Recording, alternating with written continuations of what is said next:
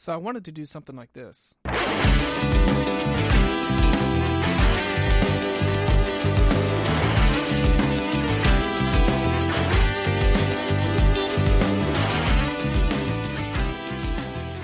Shout out to YouTube, royalty-free music, sponsoring the show today. Derek, what do you think of the new intro? You sound like you are like a professional ad reader. That sounded so natural. Not only the music you selected, but the way you entered the chat as the music was fading. Like I felt like I forgot we were recording and I felt like I was watching TV. Peek behind the curtain, that's like the 12th time I've done it. Okay, that explains. From when I was creating it to take one of this to now take two. I've done it quite a bit, so I've gotten better every time. I feel like for season 1, episode 2, we've come a long way. We've come a tremendously long way. We used to do this solely as volunteers. We did. And then we Unpaid became volunteers. our own bosses. Still unpaid. And Unincentivized volunteers. What do you mean? They might have gave. Maybe we got a headset. Did we get a headset? I got a headset that I continued to use. Like that's the one that I was using last week. What are you using this week? Well, Derek, I'm glad you asked. I'm using a microphone, the name of which I don't remember, but it used to live at your house. And then $38 later, it came to my house. I had to By the really way, check. who packaged it? Who wrapped it? Dude, I took it to a UPS store. I had some returns to do, and I said, "Hey, by the way, here's like a mic and multiple, like kind of floating in multiple parts in a very loose box." And I said, "I don't want it packaged this way or in this box, but can I pay you to package this and send it, down south?" And Down she south, looked I at live me. in Indiana, okay? Yeah, I mean, you're not too far away. She looked at me as like I had asked something that they have never done before. I'm thinking in my head, like, dude, it's UPS. Like, they've got to just ship This is your random business. items. And then I'm thinking, like, okay, I get it. Like, I had to box it. She stares at me, I swear to you, 3 seconds, 5 seconds. And she goes, "Oh, yeah, no problem." And I said, "Oh, okay." She's like, "Where's it going to go?" And, so I put in all the information. She starts Redacted, measuring it yeah. with the smallest measuring tape I have ever seen, like a mini one, like one you'd see like, I don't know, like a little, like, like one of our kids play with. And she's like measuring it, and she's measuring it once and twice and 3 times. And I'm thinking like, wow, she's got to be really exact here. It comes up as $38. I think 18 of it was the packaging, and then I think 20 of it was the shipping or vice versa. 20 of it was labor. Yeah, so anyway, how was it packaged? It was packaged as though if an asteroid came and hit Earth, this microphone would have been the last remnant of civilization. Really? Oh my God, it took me 20 minutes to open it. That's why it was $20 to ship, Yeah. just for that part. That's what I'm saying. You got your money's worth. The other thing that I did awkwardly while in the UPS store was look up like, oh man, like this is going to be $30-$40. Like, I don't think you can get a used Yeticaster is what it is for that price. But I'm like, oh man, like I kind of am like, she's already boxing it up, or, I've already kind of paid. I think we got a good deal going here. You sound amazing. I will miss that. That was the original, not quite the volunteer mic, but that was the mic of my dreams at one time, and I've passed it on to just a fine father who's going to use it. Oh my God, yeah. I agree, a fine father. We're here on this glorious weekday evening in going into what I would consider to be like a top 5 day of the year. The first full weekend of college football. First of all, do you think I'm right? Top 5? Of the year? Of the year. Easily top 2. Top 2? What's... That's a Throw stretch. in, like, holiday of your choice with family, and then throw this one right behind it.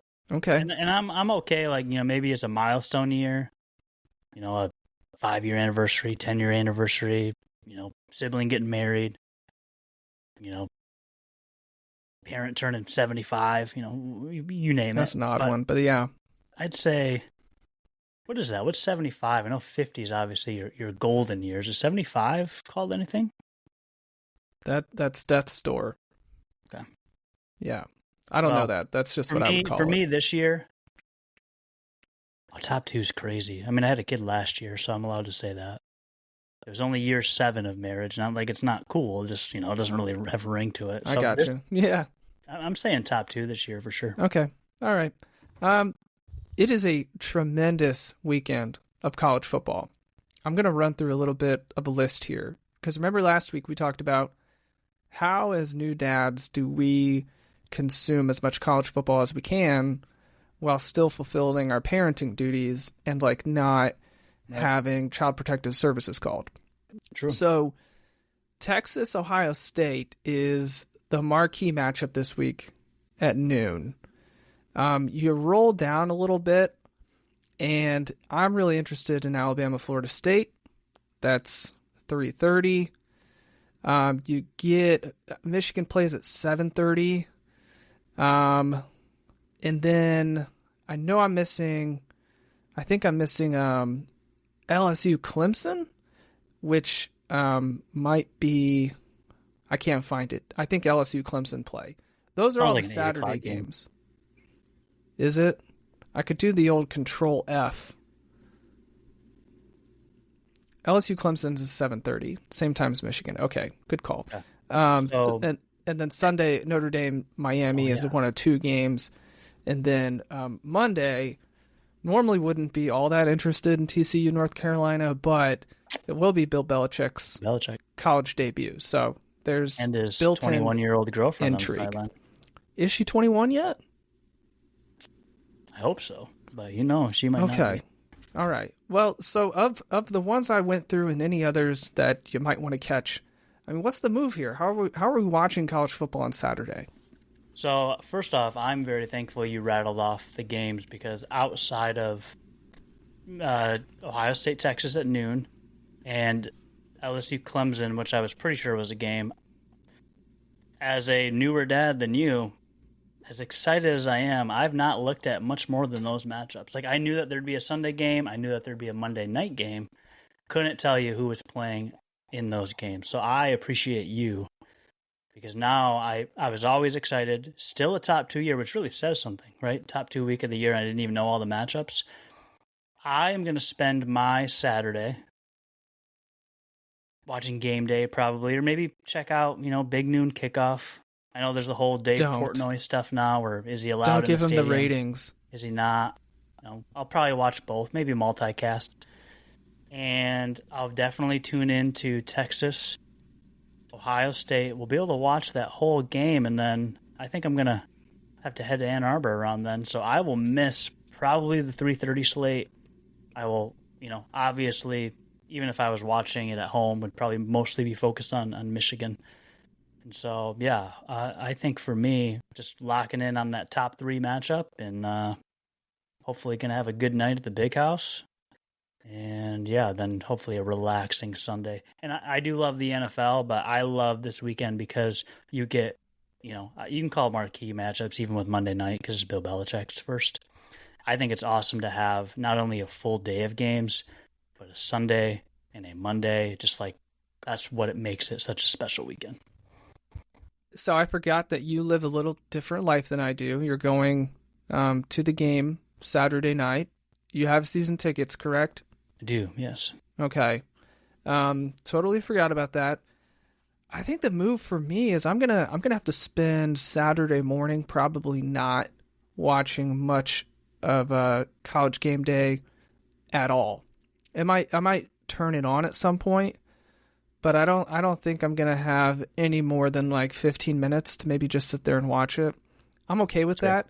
For me, it's always been something that's just kind of on, and then I might be playing, well, back in the day, like NCAA 14, on the other TV, yep. Or maybe well, now it'd be College Football 26, but just it's something that's on, but I'm not locked into it, paying that close of attention. So I think that's my morning. I'm doing everything I can to watch Texas Ohio State, and I don't think that's going to be disrupted very much at all because that's like prime nap time in this house. So that's really good. In the mid-afternoon slot, like I said, Alabama Florida State is in there. I assume you're gonna try to watch some Bucknell at Air Force on the CBS Sports Network. I certainly will. Might have that on the secondary TV, but all in all, probably not locked in the mid afternoon slate. And then of course Michigan at night. So and that's just after bedtime. Like that's perfect. I like that. I used to hate night games. I'm coming around to them simply for the fact that it's with the toddler, it's very nice to just put the kid to bed and then like have uninterrupted viewing time. So I think that's my move. Here's a good a way for me to just enter with a dad question, because I mean we've got to lean into the hail of the dads thing, right? How did bedtime get determined? I don't remember when we got a son who's like ready to sleep regularly, and you've got more of a routine than ever before because you're figuring things out. The era that I'm like just entering into with a 1-year-old. How was bedtime determined? Because I want to focus there, and then I want to get back to why night games are better than ever before. Okay, so you want to know how did we get to a consistent bedtime? It's like, how did you choose the time necessarily? Cliche as it sounds, I think the time chose us. Okay. Once we got to that point where it was like, hey, it's becoming way more consistent and predictable. I don't know how it works in your house, but we from dinner time to bath time to bedtime is like a sprint, and it's very formulaic. You know exactly what you're doing and what's coming next. We laid the groundwork really early and getting that enforced. Like, we're eating, you're getting in the bath, and then we might have like 10 or 15 minutes to just kind of chill out, maybe play a little bit, but then we're reading books and going to bed. So you do that long enough, and I don't know this as a fact, but I feel like I've heard people say babies, toddlers, kids crave structure. Yes. And we've given him that structure. So I can't remember when it started. I don't think we ever said like, let's do 7:00, 7:15. That just seemed to be, I think back then, that's when he was getting tired. That's when we put him to bed. That's how it worked out. I'm right, months behind, probably 8 months behind, I think it is, somewhere around there, but kind of entering that same territory. Bedtime kind of chooses us somewhere between 7 and 8, turned into somewhere between 7 and 7:30. Obviously, we have some flexible nights. Being in Detroit, we'd love to go see the Tigers.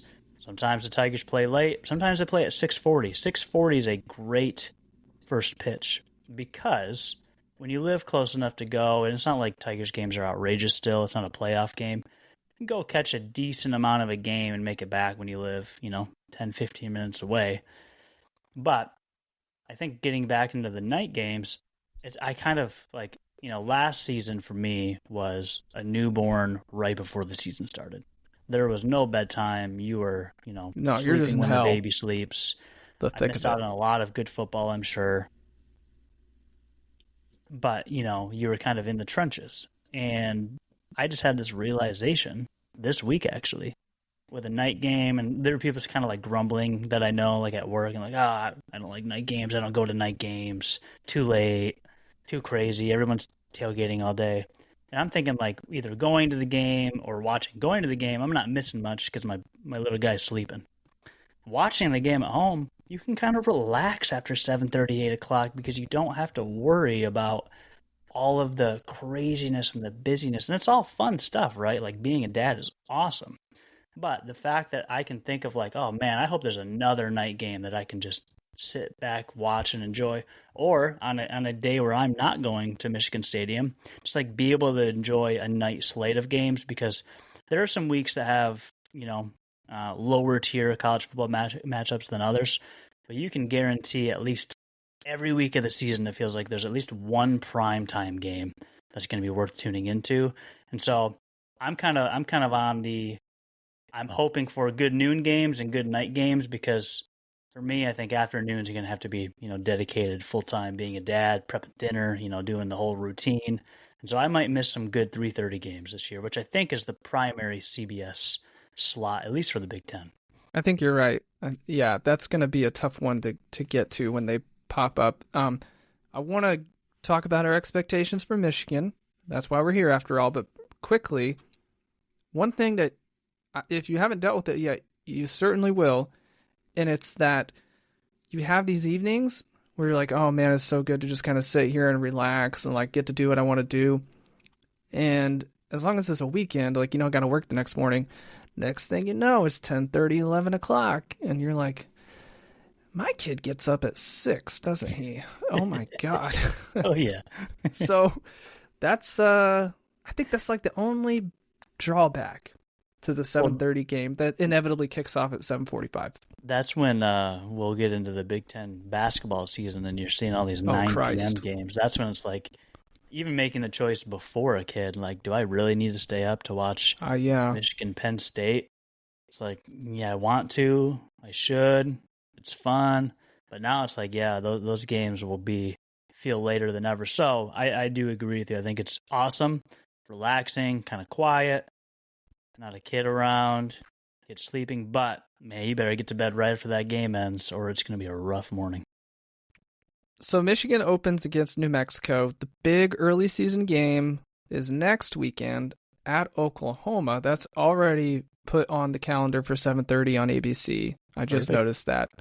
You go a few weeks maybe. There's Wisconsin. There's a trip to USC, coming back to play Washington, at Michigan State.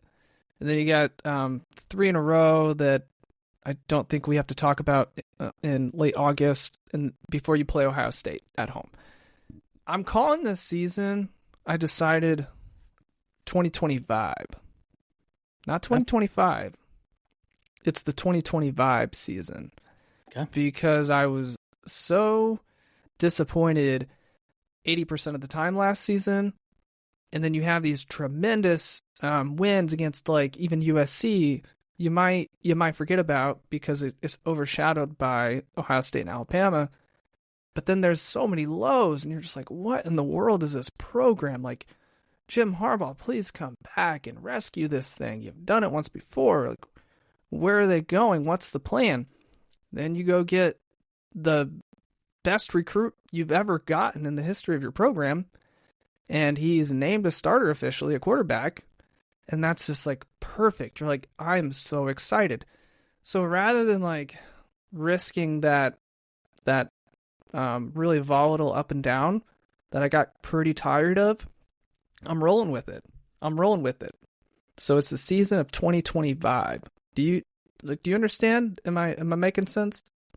I'm picking up what you're laying down, and I don't know that I could handle a season like last season, seasons. If Davis Warren trots out against New Mexico, which I don't think is possible because he tore his ACL in the game against Alabama, but just like, I don't know, I'll pinch myself. I'll know I'm dreaming, but that's some real nightmare fuel. I can't go back to that. No offense to Davis Warren. I probably shouldn't have said that. I feel like the hardest part of the season for me, and again, you're balancing, being a dad for the first time. So there's a lot of lifing. And I remember there was a block party in our block. They do a summer block party and a Halloween block party. And the Halloween block party is usually like mid-October. Or at least so I think, I've only been in the block a couple of years, I guess. And the day was Michigan at Illinois, and Illinois had those just horrible uniforms on. They're like the throwback to 1840s. Oh, yeah. Looking like leather helmets, right? Yeah. And I just remember kind of pushing my baby around in a stroller and interacting with neighbors, and people know that I'm a big Michigan fan. Probably had Michigan stuff on, and how's the game going? And it's like, and it wasn't going well. No. And and credit to Illinois this year, I think they're going to be a good team again. Like Luke Altmaier's a great quarterback. They've got a great coach. They've got great, playmakers all around. But like it just was like they were so close to scoring or taking a lead or having an impact play, and just like it was also so depressing at the same time. Like you knew what the final result was likely to be, but you had so much hope that like, oh, they can turn it around. I think another one wasn't as frustrating, but kind of more expected on the road at Washington. Like you wanna win that game after a national championship matchup, the first time you meet as Big Ten foes, and just again, it's like they had a chance and just couldn't pull it off against Indiana, a great Indiana team. They had a chance, just couldn't pull it off. And it's just like, I don't know that I could handle the level of disappointment again. And not even just like, this season could be disappointing. They could have some losses. They could have some bad losses. Just a lack of hope and optimism last year for me really kind of killed the vibe. And I think this year, just alone of like starting this, $12 million man that everybody's claiming he's getting a year, top recruit in the nation. There's supposed to be all this speculation of, will he start? Will he not start? Dude was always starting. Like he's just too talented, and his ceiling is too high not to start. And no idea how it will go, but I at least feel more hopeful and optimistic and excited than I think I even felt going into last season at all, to be honest. I think that's about right. I think going into last season, it was like you kind of knew there was going to be a step back. You didn't know how much or what exactly it was going to look like. And it started kind of with Alex Orji not winning the starting quarterback job. Right. Like, that's kind of weird. Like, that seemed like, even though that, not a guarantee, but like almost a foregone conclusion. Like, that was the next guy up. By the way, did you see UNLV barely pull it off against, was it Idaho State? Yeah, I think on the Mountain West Network, I don't know who was even able to watch. I saw highlights. I saw the highlight of like, oh no, Alex Orji fumbled, crossing the goal line or right before he got to the goal line, and I feel bad for him. He did have a go ahead touchdown, I think, late in the game. Yeah, needed it. He did split reps, and then actually I think lost most of the reps to another guy who had transferred in. But yeah, I mean, hey, you know what? This leads me to just a random segment that I was gonna just do. Go ahead. It may stick, it may not stick. I have no idea. But we're gonna go, at least for this week, the dad stat of the week. But this version of it is not going to be me sharing a stat. It's going to be me asking you about a stat. And you just brought up something that made me remember something that I looked up very recently, and it just blew me away when I found it. So I want you to think of everybody who played quarterback last year. Okay. I'm going to give you a number. There's 5 players who threw a pass last year. I want you to name all 5 players who attempted a pass, and then I want you to give me the total passing yards on the year for the Michigan Wolverines last year. Oh my God. Okay. There's Davis Warren, there's Alex Orji, and there's Jack Tuttle. Easy. Kendrick Bell threw a pass? Nope. One of these passes, Frederick one of these Moore? players went 1 for 1 with a touchdown, and the other went 0 for 1, and it was a really bad called play. Okay, you know what? You know what I'm thinking of? The reverse wide receiver pass against Ohio State that I think didn't end up counting as an attempt because it drew a pass interference.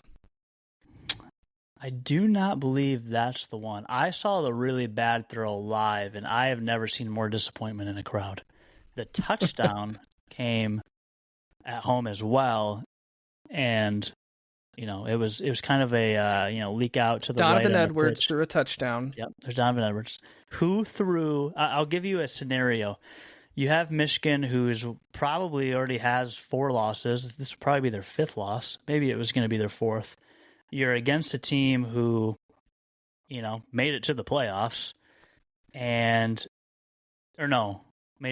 the Big Ten. It's Oregon. Okay. And you have a chance to, I don't think it was tie, it was at least get back into the game, and just an absolute boneheaded play call and a pass that was just airmailed out of the end zone. The pass, the receiver was Alex Orji. Who was the quarterback? Oh my God. Okay, I remember Alex Orji being it was fourth down, wasn't it? Yeah, they went for it on fourth down with this play. And this is why last season had a level of disappointment and frustration that I have just not experienced since probably Rich Rod. Okay, to move on, I want one more hint. Which was it a tight end? It was a wide receiver. And it okay. And it wasn't Frederick Moore. No, I'll give it to you. Tell me. Samaj Morgan. Man, I don't think I would have ever thought about that play for the rest of my life. And you probably shouldn't, but just for the sake of this conversation, go look it up one more time, relive it if you can, and then just forget about it, delete it forever. Anyway, passing yards. Just give me a wild guess. Add up all 5. How many passing yards? Yes. 1,850. 1,678, which seems respectably so close. Terribly low to me. One, because it is. And I'll just click here to give you an example. The year before, with J.J. McCarthy obviously having the bulk of them, Jack Tuttle had a few. 3,205 yards total. J.J. was 9 yards away from 3,000 in a championship year. So that's the stat of the week. We'll see if this comes back. I just want to say that last year's total passing yardage from everybody who threw a pass that's like C.J. Stroud versus non-conference opponents. It might be C.J. Stroud in weeks 1 and 2, to be honest. All right, so that's what that reminds me of. That's the dad stat of the week, and we're looking at kind of expectations for the season. Just a simple question: does 1,600 yards get eclipsed this year? It gets eclipsed. The real question is like, at what point? Yeah, does it get eclipsed? If Michigan eclipses, let's just get rid of any hopefully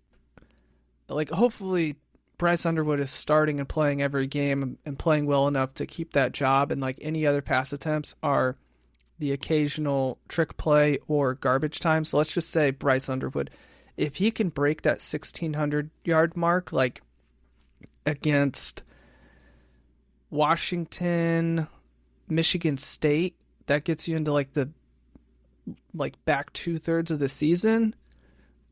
I would feel good about that. If I knew that ahead of time, I would feel like, okay, there's something there. I think it's no question they eclipse 1,600 yards. If they don't, I will go to Ann Arbor. I will march to Ann Arbor. How about that? Mark it down. I think that you could be in the mix. You could have been in the mix last year for sure. For a quarterback job? There were times during the season where it felt like it. And again, absolutely just no disrespect, but there's nobody on planet Earth that watches football that felt like Michigan had a competitive quarterback room last year. One of the least efficient offenses in Michigan history. I think they were bottom of the standings of big plays. And so those are two things that I'll focus on for kind of my expectations and what I'm looking forward to. Dude, I just want to see some big plays. Give me a big play a game. Would be awesome. Doesn't need to be Rose Bowl caliber, obviously. JJ throwing it, tipping off an Alabama defender, and Roman Wilson still catching it, or Blake Corum, scoring in overtime. That would be awesome. Going to be hard to ever touch that game, personally, and is how I feel. But give me a 50-yard bomb downfield. Give me a Jordan Marshall 60-yard rushing touchdown. You had some games, that USC one you mentioned, I think about that game a lot because it was one of the more exciting games of the season where there was a big run at the beginning and there was a big run at the end. And, a very last-second touchdown, I believe, on fourth down to win the thing. Fourth down to win it, yeah. So it's those are stressful games, but those are big moments. I just want to see big plays, and then I just want to see consistent offensive play or quarterback play. I don't need Bryce Underwood to go win, the freshman player of the year in the Big Ten. It'd be awesome if he does. I think he's got an incredible future ahead of him. Super excited, probably more excited than I've been in a very long time. I was huge on JJ, wanting him starting as a freshman. That was always going to be a tough call with Jim Harbaugh. He never was going to start a true freshman. So I'm excited as anybody, but just give me a level of consistency that I can enjoy because, dude, last season just was not enjoyable. Last thing, let's give it a couple minutes. 2020 vibe. Do we put an over-under on happiness, on how many wins it takes to achieve happiness for the two of us? Yeah. Like 8.5? Yeah. I think 8.5 is fair. I mean, I would like to think they can be better than one game better than last year, but I can understand 9 and 3 losses. So I think 8.5 is a fair number. I can find 3 losses on this schedule. Oh, I mean, 100%. let's just do the 2 obvious ones would be at Oklahoma, and then for the sake of the exercise, we'll say against Ohio State, potentially a favorite to win the national championship again and repeat. From there, you're going to travel to USC. That's going to be difficult. Michigan State's going to be a lot better this year. Washington, I think you don't have a hard time, in my mind, finding a third loss. So yeah, I would be happy regular season 9-3. I think that would put me into it would tip me over into happiness. And my whole goal this year. Sorry, go ahead. What was it last year? 8-5. So technically, you were 7-5 in the regular season. So you're plus 2 wins there. Didn't become bowl eligible until the second to last. Game of the season. So I'd say 2 wins I think that's fine for a happiness meter. But what my last question for you as we get this season rolling, I think 9 wins could also be a disappointment depending on how the losses come. It depends on how you get there. So yeah, what else would you to add to that? 9 wins, you could be happy. What else do you feel like you need to see to be like, hey, that was a fun season, or hey, you know what, that was pretty good for a freshman quarterback, or Sharon Moore in year 2, or considering Sharon Moore can't even go to Nebraska. Like, what else do you need to see other than 9 wins? I think it's pretty simple, actually. I need to see a team that doesn't need its defense to constantly pull a rabbit out of the hat and save the day. I don't want to have to like be on my knees praying every time Michigan's defense takes the field, because it's like, oh God, hold them to less than 15 points. Otherwise we're screwed. Like, get me beyond that and get me a respectable win total, and I'll be totally fine. I'm with it. Okay. Anything else you want to add, Derek, before we go without any outro music, which I might need to add at some point? Maybe that's my job to find the outro music. Go find some outro. Happy to get back doing this thing. YouTube royalty free. We figured out a lot of ways to get this podcast out and about. So that was a... Oh yeah, we're out of the doghouse with iTunes. Yeah, we had some iTunes block. It's just because we've been doing a podcast since like 2008 probably now in our volunteer days. So I was 12. Okay, it wasn't 2008 then. I misremember that. But yeah, 13. dude, I'm excited for football to be back. Enjoy your college football watching 12, weekend. You know what? I'll leave it. Enjoy your college football weekend. Enjoy the Michigan game. I'll send you a pic if I can remember to do so. Hopefully buying one of those $16 beverages at the Michigan Stadium. And yeah, man. Cheers to a new season. Cheers.